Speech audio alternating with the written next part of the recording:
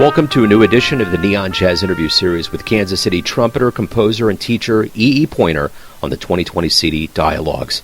We caught up with him a click after Inauguration Day 2021 to talk about the hope for the upcoming year, what motivated him on the new CD, and some live gigs that are in the works as the year moves forward, along with a little bit more. He's a great friend of the show, and this is our second interview during this pandemic year of ours. Enjoy. What's up, brother? How you doing? Well, I'm okay. I was so happy to get your note this morning because I was thinking about you yesterday, and I thought I need to get a hold of him, and then I got your note this morning, so that's cool. Yeah, well, the minute I got the CD, because I was chomping to find it and get it, and once I did, I was like, man, this thing is going straight in the CD chamber, and I've really wrapped my head around it. I got some things that I want to discuss very pointedly about it, but I guess up front, my question to you is, this is the kind of CD that you can, it's like a lullaby for the kids at night, huh? Well, some of them are and some of them aren't. I know, I'm joking around because the final one on there was kind of, there was a lot going on. But yeah, no, it's, the thing about this is that I love the poetry, I love the electronica, and I've noticed that in quarantine, a lot of jazz musicians have kind of gone into this electronica thing. And I personally, I love jazz, but I also really love electronica. So this migration towards kind of this new blend and new sound and exploring kind of in an experimental way is so cool and refreshing. Well, thank you, man. I've played so many gigs with River Cow. I don't know, it's getting up there, except for the last year. You know, our last gig was December 11th, 2019. The thing I miss is obviously the interaction with the musicians. So when that went completely south, I had to do something. And so I started experimenting with, different synthesizers and sounds like that, and how you could make your own loops and pull in stuff, and you could almost even create a drummer, to do different things. The problem that some people have with the drum stuff is they just put it on and they don't change it. They just sort of leave it there. And, you have to work with that, you have to take out some of this and put in some of that and change that over, and so that it stays interesting, Yeah. The next best thing to playing with live people is playing with instruments that you create, and I'm just lucky that technology allows us to do that. And you gotta be teachable too. I mean, damn, there's a lot of guys my age that doesn't want that. They don't want to do that. Yeah, and that's the thing that I think is interesting too, and we kind of touched on that a little bit when we were talking the first time, was that, this pandemic is really making people kind of go outside of certain levels of comfort and oh my gosh, learning new things. And is that a part, kind of an outgrowth of this? I mean, it's just going to make musicians stronger organisms.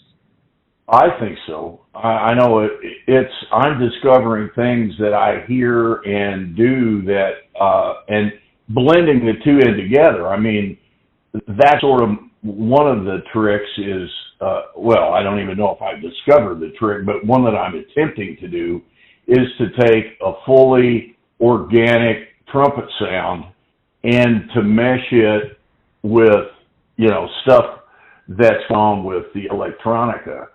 And that's been a big challenge. But I discovered some things that I hadn't really even thought of, like the word that we use when somebody spells a word and it spells the same word backwards as it does forwards. What is that? That's called palindrome. Yeah, palindrome. And some of my stuff, I found that I can play little phrases palindromically if I think about the phrases and then I write them out. Then I can flip that around and it'll sound the same, but it'll be just a little different. The inflections and stuff will be different. And then I can sort of ease that into a solo in the final mix, and it sort of, it's cool to listen to. I think it's fun. It's just one of the new things that you can do. With me, it's new. I've never done that before, but. Funny you mentioned the palindrome thing. They said this week the dates this week can be transposed all week long because of where we're at on the calendar. Oh, yeah, that's right. Yeah, I read that. So it's good timing that we're talking about that because I was actually thinking about that last night. So I had a really good time on it. It was one way for me to, in the darkest days of this strange time we've been in, without getting political and everything, it was nice to be able to come into the studio and sort of get away from all that and work on this project and to get it out there. I know I had a lot of fun, and it allowed me to go back and listen to some more of the old River Cal Orchestra recordings and try to filter out on those some of the words that were created on the spot, and then rework the settings around them.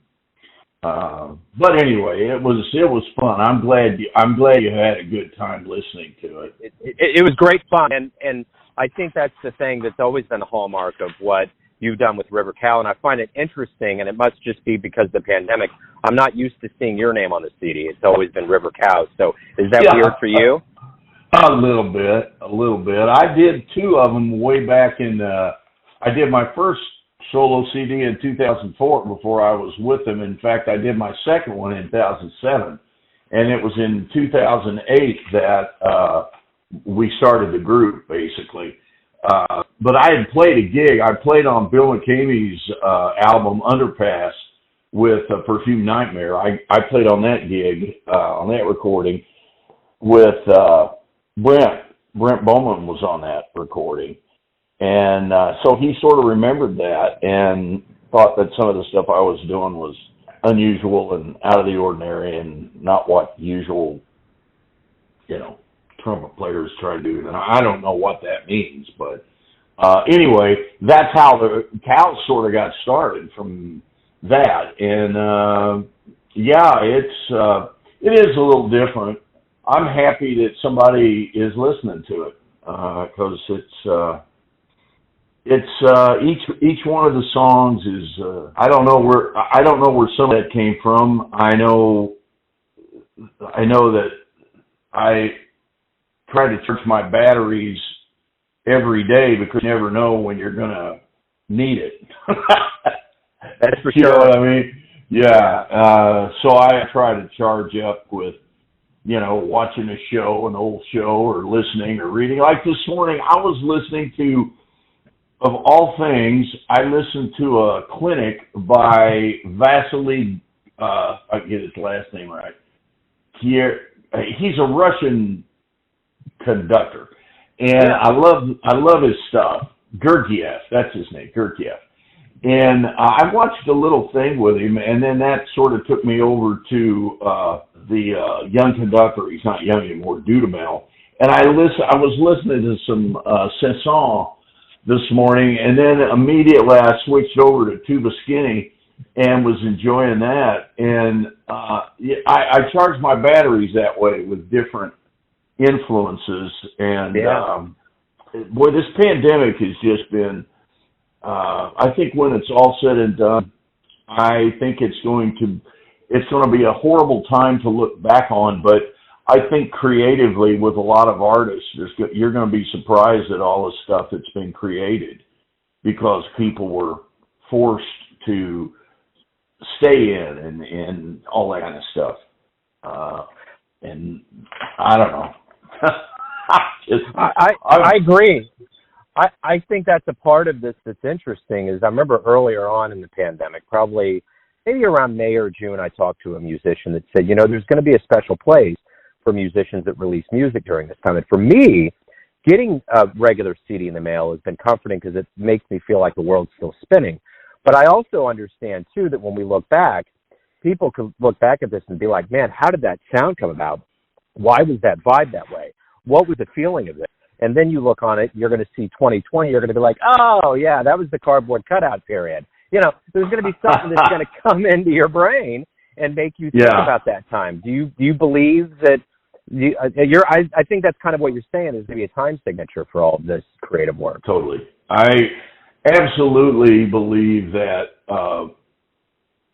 it's been a horrible time, and I feel horrible that we had to go through it. And I've lost some friends, and as I know you probably have, and I know as an art, we've lost a lot of creative people. You know, I've been lucky in a lot of ways. But, you know, both my daughter and my son had it, and it was in their families, and they got through it. But they're relatively young and relatively healthy. My son's 44. My daughter's just getting ready to turn 40. So, I mean, they're older, but not super young. And so, you know, I couldn't see my grandkids as much. I mean, so everybody's got, you know, I'm not complaining, but I mean, they had to sacrifice at some point in their relationships. And so it's made me want to just, you know, and Sally and I, my wife and I were talking about this, and she said, does it bother you to put some of your innermost feelings in the music and then put them out there? And I told her, I guess it should, but it doesn't like it would have at one time. I'm not trying to be flippant or anything, but I really don't give a shit about what somebody thinks about me. I don't mean that in a horribly negative way, you know, but I'm not going to sacrifice my creativity, you know, like that. It was one of the tunes I wrote, and you were kidding me about it. I forgot, what was it? Let's see, the one about, the Black Dog and the Blue Devils. Yeah, which I love. Yeah, it was, I call it another bedtime story. I did used to tell weird stories to my kids when they were little. When Nathan and Meredith were little, I would tell them about, you know, the mad milk salesman or, you know, I just make up stuff, and they went with it. And so all that kind of stuff sort of formed up and came out through the music. I enjoyed every one of those. It was interesting. I mean, you know, I would construct something and I would get an idea and I would start on it, and then I'd say, well, okay, what do I want to do with my horn? Or do I want to do a whole lot with my horn on this one? Or does this want to take center stage or a background stage or whatever? And I didn't use all of the poetry. I used sections of all of it. I didn't use the thing verbatim mostly, except the haikus. Those were pretty verbatim from what I had written before. But I'm glad you liked it, man. Or I assume you liked it. I'm assuming you did. But I totally dig it. Yeah, and I've always been a big fan of River Cow. I always been a big fan of the experimentation. I think you approach the horn in a very unique way. If you had to tell me how, like, and this is coming from somebody that's not a player, but I really enjoy the trumpet. Obviously, I have a son named Miles, so I have an affinity for the trumpet. Yes. How would you say you approach the trumpet? What musician, big musician out there in the world of jazz, what approached you? Like Maynard, Miles, where do you go? How do you approach it? Miles has always been one of my idols, but not for the maybe reasons that one would think. I love his sound, I love his attitude, and I love how he just wanted to be known as a great, you know, not a great musician, but just a musician. He didn't really care whether somebody said, you know, when he started playing the electronic stuff, a lot of the, you know, traditionalists just sort of wrote him off.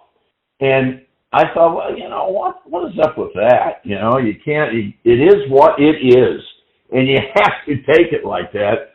I love Clifford Brown's melodic playing. I love the heck out of Freddie Hubbard and his ability to come up with ideas improvisational standpoint that are just totally different. You know, it's not just notes, scales, chords, patterns with Freddie Hubbard. And I love that about him. I love listening to young players too, you know. I love Wallace Roney. I really liked Roy Hargrove, God love his heart. I loved all those guys too. But I guess if I had to narrow it down, one of them would be my teacher, Paul Montemurro, and Miles Davis, I guess, Freddie Hubbard. I sort of still like the simplicity of, I've never even really thought about that as much as maybe I should have. I like them. Not as much Maynard. I didn't really consider him a jazz musician as much as a showman and a big band player. Yeah. Actually, I enjoyed Doc Severinsen more than Maynard, you know, because I used to stay up when my mom and dad would watch The Tonight Show. I would sneak out into the hallway of our old house in Richmond, Missouri, and I would listen to the Skitch Henderson band. And Doc Severinsen played lead trumpet in the Skitch Henderson Tonight Show band. And that section had Doc Severinsen, Connie Condoli. That was a real eye-opener for me when I was a kid, listening to those players. Snooky Young was in that section. Yeah. Oh, man. What a band. Yeah. And then, of course, Doc came up front and, went from there. But those were, he was a great player. I don't know, creatively, listening to guys play, I guess I would say, it'd have to be Freddie Hubbard. Yeah. Like Freddie Hubbard and Miles would have to be it. Although they're all on the radar as far as I'm concerned. I love listening to all of them. I'll tell you that Tuba Skinny group, listen to that young gal play. She's playing a cornet. Her name's Shay. I can't remember her last name. But if you listen to some Tuba Skinny, listen to that gal play. Man, she plays the heck out of that cornet. And stylistically and everything, she is dead on. Man. Yeah, no, you're good. I was going to ask, we have a pretty momentous day yesterday with the new administration, a new outlook, a new level of reality and sanity that's going to take hold. And I keep thinking, as we go into this year, we're obviously going to get better. We're closer to the end of this thing. And when we do hit the revival and we get back, what are your thoughts on getting back and how it's going to feel to get back on stage with everybody? Well, we will come back. I've got a couple of gigs I'm going to try. I got one in April down in Fayette. I'm doing a thing down there with as a memorial to one of my old teachers, and that's in April, hopefully. And then the Cows are doing a private a wedding type thing. I think in June, maybe. Something like that. And then next fall, I'm thinking we're going to start getting back out. Brent's getting gigs. So, yeah, I'm looking forward to it. We have a Zoom meeting every Friday night. Instead of playing a gig, we get together and just talk about how we're doing it and stuff like that. And it's, in a way, it's been really great, Joe, because, when we had gigs, you'd show up, get unloaded, play the gig, talk musically to each other, and when the gig's over, you'd pack up, leave. And now, we never did really have a chance to sit down and talk, about stuff. And this has given us an opportunity to do that. And I can't wait to get back with the guys and the gal. Christina Ning does some bass work with us, and she's always interesting to talk to, because her dad was such a fixture on the Kansas City music scene for decades. And so she's got many stories to tell and many influences that none of us have. And she brought him on one of our Friday night Zoom meetings, and it was interesting to talk to him and all that kind of stuff. That was a great opportunity for us, you know. So anyway, I am really excited, and I think it's going to take place probably sooner than later. I got a feeling. Yeah. Now that I agree. somebody's in charge. Yeah. You know. Yeah. I mean, that was, I don't want to get into too much of that, but yeah. My God, nobody was in charge. No. I mean, no. I mean, he should have. I have no idea what the pressures are to that job, and I'm sure there are myriad little bits and pieces of that job that none of us understand. But you know, he could have taken charge instead of throwing it to all the states, trying to gig in on the blue states and pumping up the red states. You know, that kind of stuff. That's almost junior high stuff.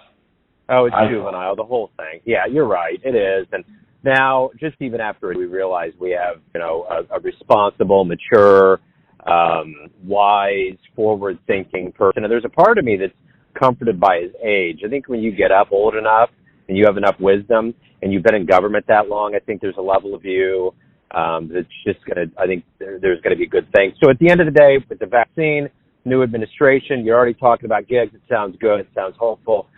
So I like the fact that our follow-up COVID conversation has been on the heels of a new album. So, man, this has been great. I really appreciate you reaching out with the music.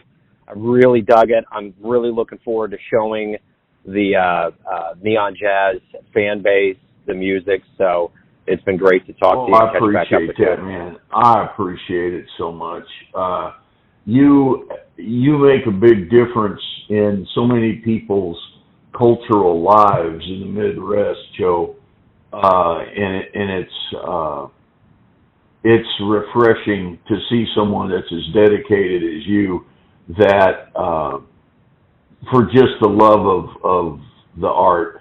And I appreciate you at least giving it a shot of understanding how I'm trying to meld as much of that stuff that I can into something that's I don't know if it's entertaining. I guess it is a bit, but it's more of just like me getting my, ideas and thoughts out there. And I get that. Anyway. And I get Oh, that. yeah, you do. Yeah, there's a part of me that's that journalist part, but there's also a part of me as an artist, and I totally get it. You do have to get it out, and when you can blend and marry those together into a good multimedia package, so to speak, it just makes everything that much better, because you got to satiate that id, and there's nothing finer than doing it through music and spoken word and poetry and all of that. So it's wonderful, man. I started studying Chet Baker a number of years ago, and he was a real sad man. But his music was always progressive and what I would call hopeful. And if I pick up anything, the cool of Chet Baker is something that I aspire to, you know. And, yeah. That's another guy that I guess is on my list of people that I like. It's so, it's so funny you mention that, because I just interviewed his drummer, Art Frank, a week ago, who's releasing his second memoir on him. He was like a brother to him, and he talked about that sadness, but he also talked about how he was just so real. Chet was so real, he couldn't deal with any of the nonsense that people would put on him, and he wanted to get to the soul of something, and that was a part of his. Now, he had other things going on, which Art knew, but Art was like a brother to him, and Chet always told him, and he told me in the interview that he said that Art was a brother that he never had because he was an only child, but he very specifically brought up that sadness, but he also talked about how, you know, he relearned the instrument after his teeth were knocked out, and he came up with a melodic brilliance that was always evolving. So the fact that you heard that, it almost mimicked what this musician that was, good friends and played with him for years said. So it's interesting. Well, Chet, yeah. Yeah, it's when I finished this back in about halfway through November, or less than that, and I dropped it in December, and then I had to wait to get my CDs, but when I got them, I sent them out to you guys. But I've already started working on a new project, and I'm already 4 or 5 tunes. They're not done, but the working title is Quarantine Dreams. Oh, cool. And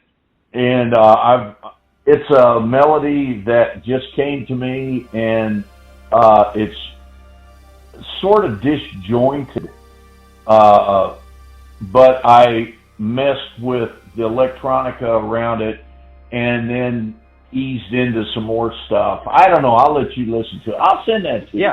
I appreciate you taking the time to deal with this, and just make sure people, if you want to say something about it sometime, that would be great, man. I appreciate every word and thought. Yeah, I can't wait to see you in person here in 2021. Amanda and I will be out there.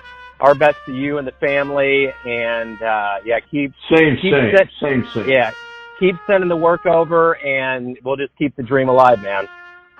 You bet, man. Listen, I love you. You take care. Hugs to everybody, and I will talk to you later. Yes, sir. Love you too, brother. Take it easy. Thanks for listening and tuning in to another Neon Jazz interview. We give you a bit of insight into the finest players in Kansas City and spots all over the world, giving fans all that jazz.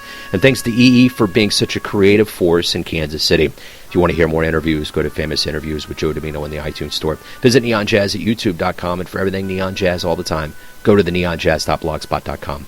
Until next time, enjoy the jazz, my friends.